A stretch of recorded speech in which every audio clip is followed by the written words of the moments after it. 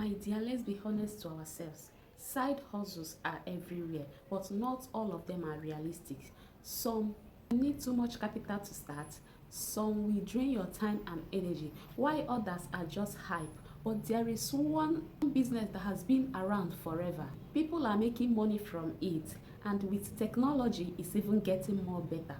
What it takes for you to start small, then grow from there.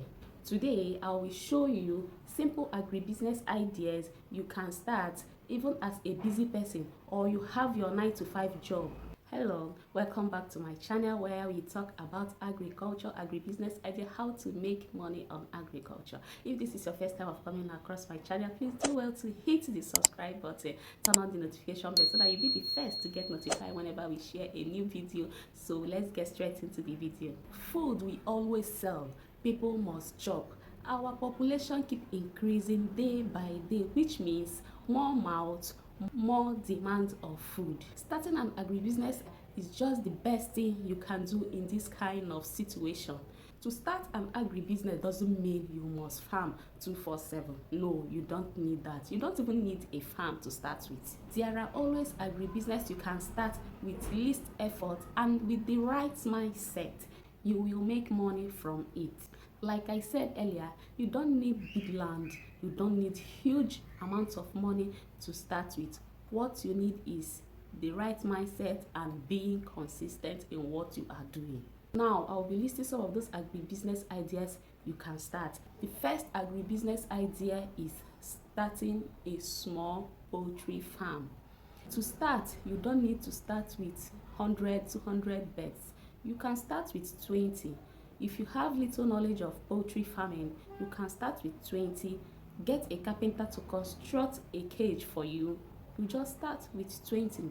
Even if you don't have the knowledge of brooding, you can buy brooded chicks from farms or people who brood. There are people who brood and sell. They brood and sell for 1 month. They will sell those birds and then you buy from them and then keep for at least 2 months with them. You go and resell. So there are people like that. You can buy brooded chicks if you don't know how to brood. But if you know how to brood, like I said, if you have the knowledge of poultry bird, then you are good to go. Then you start something. Nobody cares. Like I keep saying, nobody cares. Just start small, no matter how small it is. Just start. The second business I have is snail farming. Although one thing with snail farming is that snail takes time to grow. It's not like the poultry bird, or you can keep in the next 3 months you have sold your bird. No, snail takes time to grow to maturity for you to sell it, but the demand for snail meat is very, very high in our market. So if you need a side hustle, I recommend it for you to keep it as a side hustle. It's very good because of the demand of snail.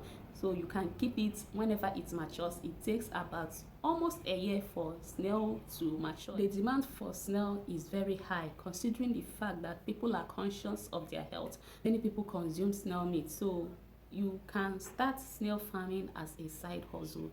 Another good thing about snail is that they don't even consume much. You have your leaves, they consume fruits, all those decayed fruits and all that. You drop it for them to consume, so you do not require much, unlike the poultry bird that eats often and on. But when it comes to snail, yes, they eat, but their food is always available and you don't need much. And also it is very easy to manage, least cost, least effort. You can start your snail farm. So I recommend snail farming as a side hustle for everybody, every woman out there who wish to have a side hustle. The third business idea I have here is fish farming. Yes, when it comes to fish farming is very lucrative. We have the catfish, we have the tilapia fish, but the popular one is the catfish. When I was in school, I keep catfish, I rear catfish. I started with 10 catfish. Before you know it, I entered into buying 50 fingerlings, 100, 200, 300. Then I was using a small bath to keep the 10 fingerlings that I bought, but after that I got a tarpaulin pond that I now increased to 100, 200 and 300. In fact, it really helped me when I was a student. So you can keep fishes as a side hustle.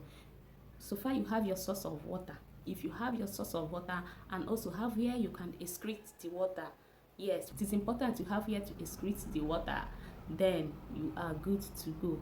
After rearing up to 4 months, you can decide to dry your fish and sell, or you sell like that fresh. So I usually sell mine then fresh because I do not have an oven to dry my fish. I just sell it fresh. So keeping fish as a side hustle is very, very lucrative if you can afford the feeding, because it's very important you don't starve your fish. Fish feed currently now is very costly, so you have to factor that in too. But starting small has been the basis. Just start small with a fish tank, a small tank, or a tarpaulin pond. The next business idea I have is being an agribusiness middleman. If you are good in marketing, you can help farmers market their produce and make some commission from it. One of the challenges farmers face is how to sell their produce. So if you can come in as a middleman and connect them to who will buy this produce in bulk, trust me, you will make money from it because you will be paid. You will be paid a commission for marketing their produce. Remember, this side hustle, you don't need a farm. What you need is to connect the farmer to whosoever that will buy the produce. Act as a middleman and do your work and make money. The next business I have on my list is agro processing and packaging.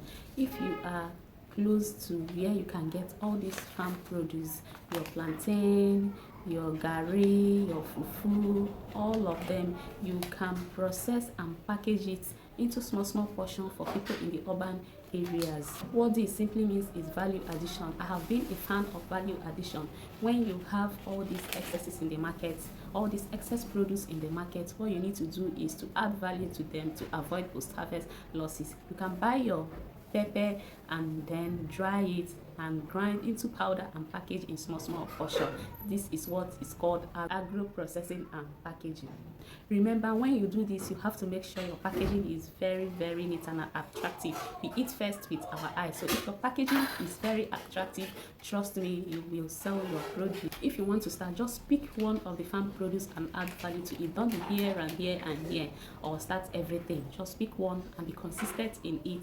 Trust me, you will be known for what you do. Then you can scale up and add other farm produce. You make sure you choose whatever you are doing based on your time, your budget. As a busy person, you have to start small and make sure you dedicate your time, no matter how little it is. It doesn't matter whether it is 5, 10 minutes, 1 hour of your time.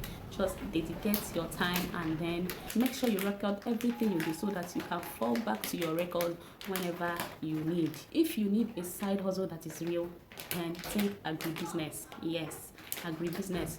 More mouth, more demand of food.